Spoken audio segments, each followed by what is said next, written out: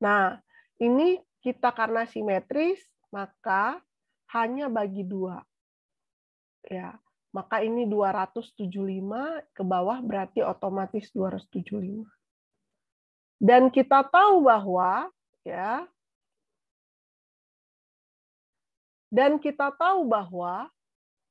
dari tepi ini ke titik berat ini besarnya 65. Begitu juga dengan ini. Ya. Nah, kalau di kolom itu ada nilai D aksen dan D aksen ya. D double aksen kan kayak rumus ini tadi kita pakai. Ini ada nilai D aksen. Kalau D paham. Ada D aksen paham. D double aksen yang mana kan gitu. Kalau nggak tahu kan kita nggak bisa ngitung, nggak tahu yang mana dia ya kan. Nah, kalau kita perhatikan gambar ini, nah kan, yang D aksen itu adalah nilai 210. Dari mana? 275 dikurang dengan 65. Ya. Itu D double aksen. Coba kalau itu agak rapat, kamu nanti lihat di buku. Ya. Kalau D aksen yang mana? 65. D aksen itu yang ini. Ini yang D aksen. D aksen ya. Jarak tepi tekan ke tulangan tekan, titik berat tulangan tekan 65. Kalau D double aksen, ini D double aksen itu adalah nilainya kalau simetris ya, H/2 dikurang dengan jarak ini ke sini sebenarnya ya. Kalau ininya sama, D aksennya sama atas bawah, ya di H/2 kurang D aksen. Seperti itu. Nah, sudah kita tahu notasinya ya. C balance tadi sudah kita bisa hitung ya. Menggunakan rumus ini. 600 dibagi 600 ditambah FY dikali D. FY-nya adalah 400, D-nya adalah 485, yaitu 550 kurang 65. Sehingga dapat nilainya 291. Sampai situ paham? Paham, Dik? Paham, Bu. Nah, setelah kita menghitung C balance, kita dapat menghitung A balance. A balance itu dengan menggunakan persamaan ini. Beta 1 dikali CB, ya kan? Beta 1 kita itu adalah ditentukan dari ini. Tadi 0,85 dikali dengan 291. Maka dapat 247. Ya. Ingat, balance itu adalah ketika regangan betonnya 0,003. Dan luluhnya itu ini. Ini kan akibat tulangan ini, tulangan baja. Besarnya FY per E. 400 dibagi 2 kali 10 pekat 5. 0,002. Nah, selanjutnya kita menghitung nilai ini ya, PB ya, PB ya. Kalau di apa lebih kelihatan ya, PB untuk menghitung nilai PB. Nih ya, kalau kita mau menghitung nilai PB, berarti kalau PB itu sama dengan, saya buka aja lah di ini dulu, di buku bab 8-nya. Itu tadi kan dia gantung itu ya, slide-nya. Ini, di 81, 82, contoh 82 tadi. Cuman itu gambar tampangnya lebih jelas. Nah, ini contoh 82. Nah, ini tadi tampangnya. Nah, setelah kita menghitung CB dan AB tadi yang saya katakan, dan kita sudah tahu regangannya, kita mau menghitung nilai PB. Nih. Nilai PB itu ditentukan tadi karena sigma H sama dengan 0, ya. PB sama dengan CC tambah CS kurang T. Kan gitu ya. Mana lah dia di rumus ini? Oh, ada nggak? A ini. Nih. Kalau dipindahkan berarti kan ini jadi plus, ini jadi minus. Dari situ nilainya. Ya. Nah, itu dapatnya adalah ini. Nih. Nah, CC berapa nilainya dengan rumus ini? Ya, bisa dimasukkan yang kita hitung tadi. T berapa kita bisa masukkan? CS berapa kita bisa masukkan? Nah, di sini yang nilai ini tadi. Kita belum tahu dia sudah lulu apa belum. Pakai nilai F aksen S atau pakai nilai FY. Nah, itu kita hitung. Maka di sini ada perhitungan tersebut. Ya, gimana menghitung ini? Pakai dengan rumus yang ini. Tadi kan di aksen kita sudah tahu, CB-nya sudah kita hitung. Ini pindahkan ke sebelah, dapatnya dia ternyata ES aksen itu lebih besar dari 0,002. Nih, yang ini. Nih. Maka kita pakai nilai FY. Maka di sini 400. Paham ya? Paham?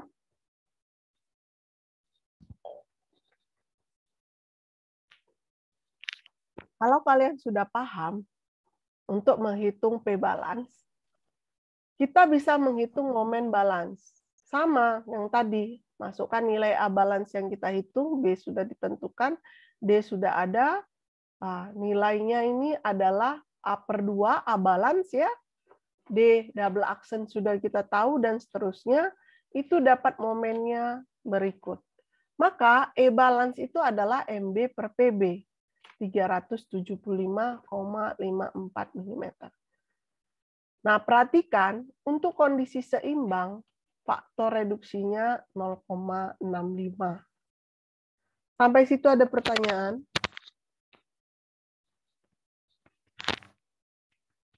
Sampai situ adakah pertanyaan kalian untuk menghitung kondisi P balance?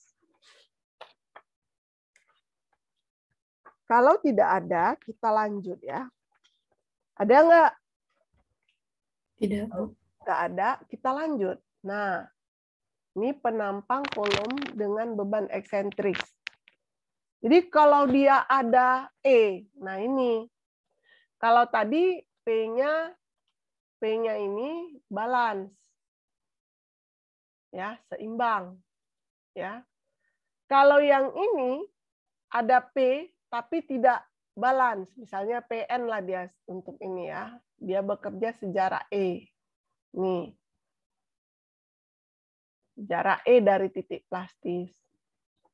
Di sini ada hal yang harus kita kenal yaitu E aksen. Apa itu E aksen? E aksen itu adalah kalau kita perhatikan nilainya E ini nanti diketahui ya, ditambah D double aksen. Ya kan, kalau kalian lihat gambar.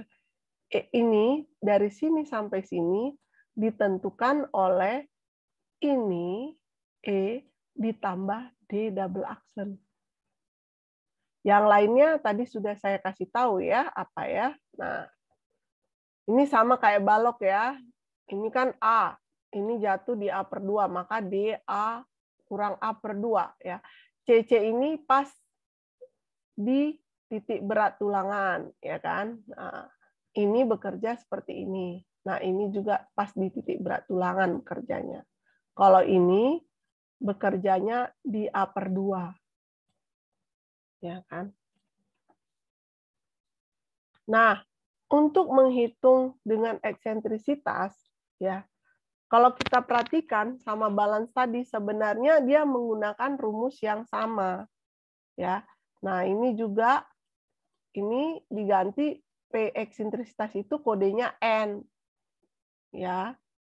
Nah, kalau dengan eksentrisitas menghitungnya PN-nya itu setelah kita dapat dari uraian yang dimasukkan dari sini, dimasukkan ini, dapat PN itu dihitung dengan persamaan ini.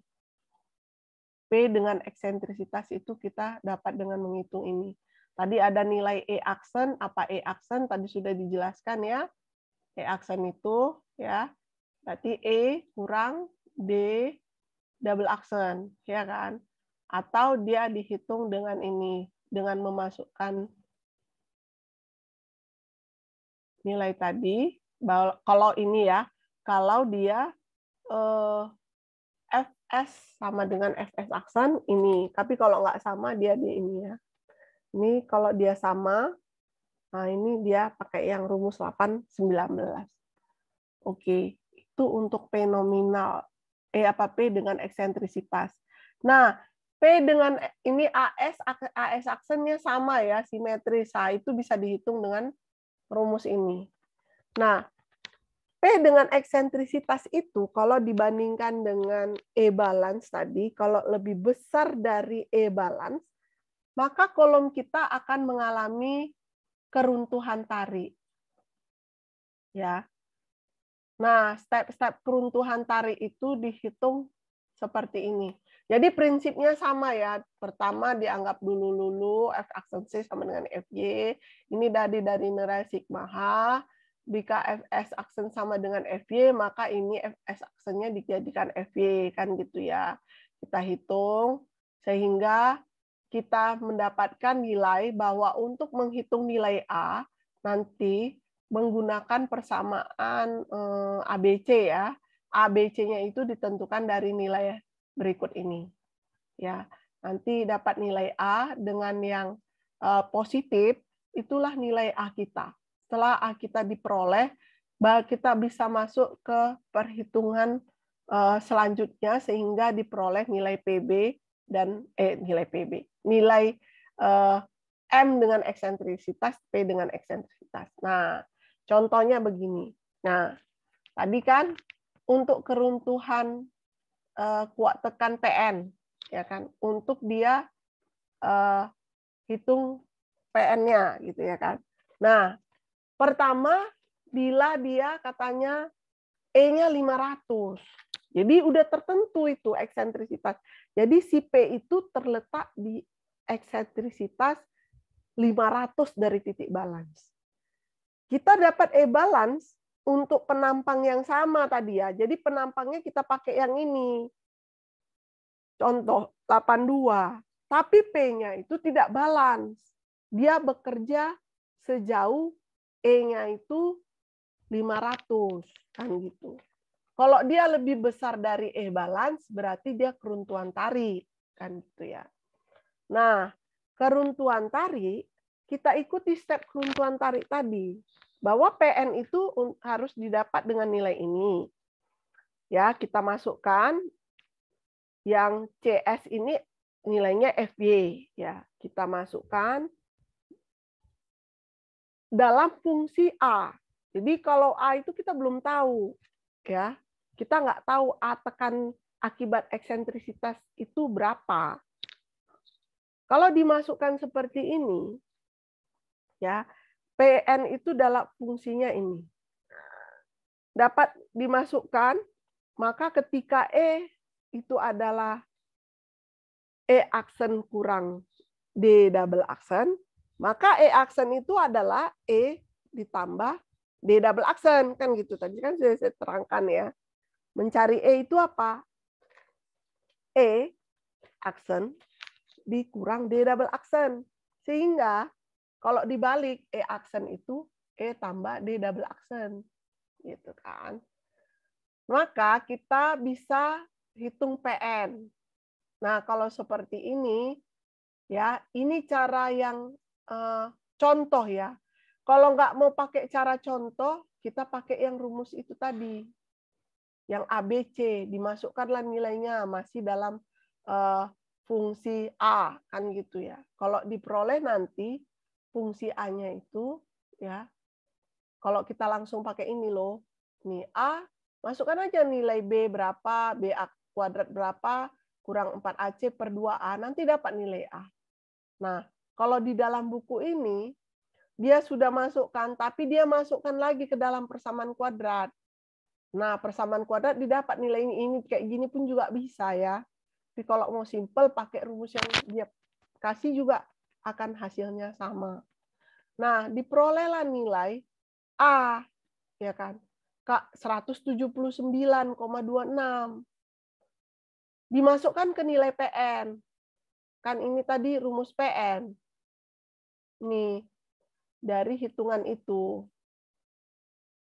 Ah, masukkan ke sini. Maka dia dapat nilai PN-nya 1404 kilonewton. Lalu Mn-nya itu 702,43 kilonewton. Kan Mn itu Pn dikali E. Nah, kita hitung C. C bisa ya, ini paham, ini rumus biasa kayak balok ya. Dia pakai 0,85 beta 1 ini ya. Kalau di atas 30, ini harus kalian hitung. Nah, cek. EY-nya kita hitung dulu. Nah, E-aksennya kita hitung. Dia lebih besar dari 0,002. Lebih besar dari 0,002. Berarti faktor reduksinya nanti gimana, kan gitu ya. Nah, ini ES-nya juga dihitung. Lebih besar juga dari 0,002. Nih, penentunya nih. Nah, sama ini yang dari grafik tadi ya, Dek, yang ini. Grafik yang saya terangkan tadi. Biar ingat lagi ya. Berarti kalau dia lebih besar, dia di daerah ini. Kan gitu. Dia tulangannya adalah apanya non spiral. Berarti dia pakai rumus ini. Ya. Inilah dia hitungannya. Nah, itu tadi ya. Jadi kalau balance dia 0,65, kalau dia tarik ataupun nanti tekan, kalian harus hitung transisinya. Nah, ini kita bisa dapat faktor reduksi PN sama faktor reduksi MN. Paham sampai sini?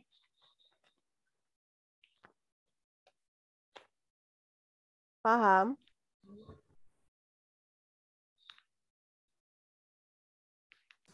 Paham, Bu.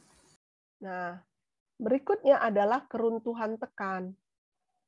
E-nya lebih kecil dari E-balance, kan gitu. Nah, step-nya ini seperti ini. Nah, ini ya, ini nanti lebih terang ketika melihat contoh 84. Kita dapatnya E-nya ini ditentukan 250, E-balance kita 375 lebih kecil. Jadi keruntuhan tekan. Nah, sama ya indeks apa penentu-penentunya ya, D aksen, D double aksen ya. Nah, caranya sama ya. Ini kita anggap dulu. Ini kita anggap dulu F aksen S sama dengan FY. Kita dapat persamaan ini ya. A-nya kita belum tahu A-nya. Ya. Tekan ini sama seperti tarik tadi, tekannya kita belum tahu A-nya. Jadi ketika kita masukkan persamaan itu, jadilah persamaan ini. Kan gitu. Nah, atau ini. Ini sampai sini ya, Dek. Ini persamaan ini sampai sini ya. Ini hitungan yang lain.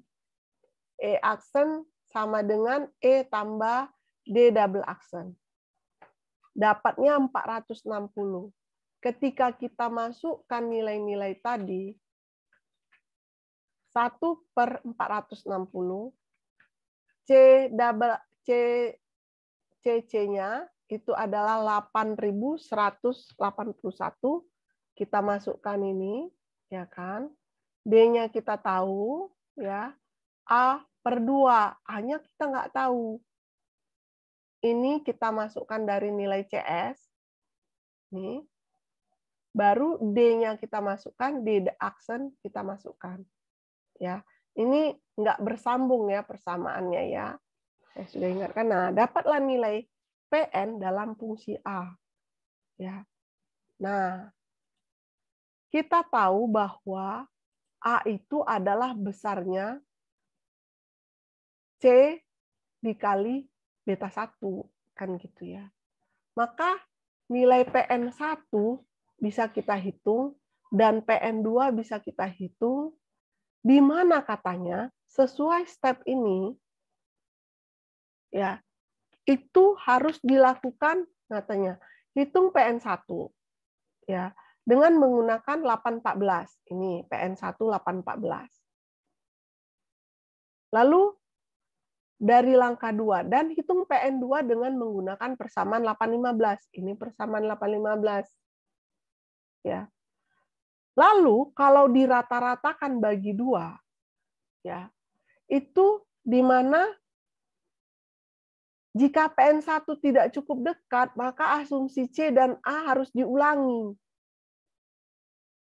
Di mana rata-ratanya itu kurang lebih 1%. Jadi 1% itu selisihnya ya. Kalau di nilai pengurangannya itu ya, jadi cukup dekat, maka nilai P1 diambil dari nilai terkecil, PN1 atau PN2 atau rata keduanya, jika kalau dikurangkan PN1 dengan PN2, itu tidak boleh lebih dari 1%. 0,01 selisihnya. Dicoba-coba sampai itu. Kalau coba-coba, kalau ngitung pakai tangan susah ya. Kalau saya ngitungnya ini pakai MATCAD. Kalau kalian pernah lihat di YouTube saya yang saya mau bagi link YouTube itu, di situ ada cara MATCAD itu gimana. Ya. Nah, kalau dia ini dapatnya setelah dia ulang-ulang, dia dapatnya C-nya itu 338. Ya. 338 itu PN1 itu 2.652 juta. PN2 itu 265 juta. Ini kalau diselisihkan, nilainya itu selisihnya 0,14%. Sehingga ini sudah valid. Nilai C kita 338 itu sudah valid. Diambillah nilainya yang tadi, nilai yang terkecil apa terbesar. PN diambil nilai terkecil atau rata-rata. Boleh di rata-rata atau paling kecil.